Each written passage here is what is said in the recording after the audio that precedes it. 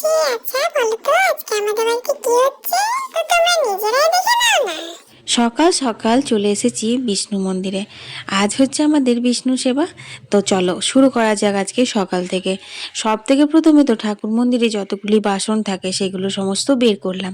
তারপর মন্দিরেরই কুয়ো রয়েছে, সেই কুয়ো থেকে জল তুলে ঠাকুরের মন্দিরের ভেতরটা মুছে দিয়েছি। এরপর কিন্তু এই যে বারান্দা টান্দাগুলো দেখছো, এইগুলো সমস্ত কিছু জল দিয়ে ধুয়ে পরিষ্কার করে দিয়েছি। তারপর বাসনগুলো মেজে নিলাম। যেদিন ঠাকুর সেবা পড়ে সেদিন সকাল থেকে রাত পর্যন্ত কিন্তু তারই দায়িত্ব থাকে, যার বাড়িতে ঠাকুর সেবাটা পড়ে। তারপর ঝটপট করে এসে বুবলাকে টিফিন দিয়ে আর এখন উনুনটা ধরিয়ে নিয়েছি। তারপর এখন কিছুগুলো কাচাকুচি ধুয়ে পুছে মেলবো। তোমরা হয়তো ভাবছো আমি ঝগড়া করছি, না গো না, আমি বুবলাকে বকছি। বুবলার পড়াশোনা নিয়ে সারাদিন বকাঝকা আমি করতেই থাকি। তারপর এখানে এই দেখো, মা কিন্তু স্নান হয়ে গেছে, সমস্ত কিছু জোগাড় যন্ত্র করছে। আজকে ভোগ বসাবে। ৯ তরকারি অন্নভোগ হয় ভগবান বিষ্ণুর। এখানে কুমড়োর তরকারি কাটা হয়েছে, পালং শাকের ঘন্ট, চাটনি, ২ রকমের ভাজা, মুগের ডাল, পায়েস, ভাত এইসবই হবে আজকে। এখানে ভাতের জল গরম হয়ে গেছে তাই এখানে চাল ফেলে দিল। আর ওই মিনি গ্যাসটাতে পায়েস বসিয়েছে।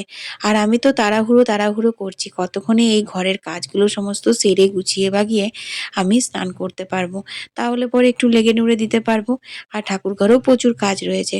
সব থেকে প্রথমে তো আতপ সন্দেশের ভোগ হয়, সে আতপ সন্দেশটা সাজাতে হবে স্নান করে। ওটা কিন্তু মন্দিরেই হয়। ঠাকুর মশাই এসে আতপ সন্দেশ নিয়ে মন্দিরে নারায়ণকে স্নান করিয়ে আতপ সন্দেশের ভোগ দিয়ে তারপর ১টার মধ্যেই কিন্তু আমাদের বাড়ি নিয়ে আসবে। ততক্ষণে অন্নভোগ রান্না হয়ে যাবে।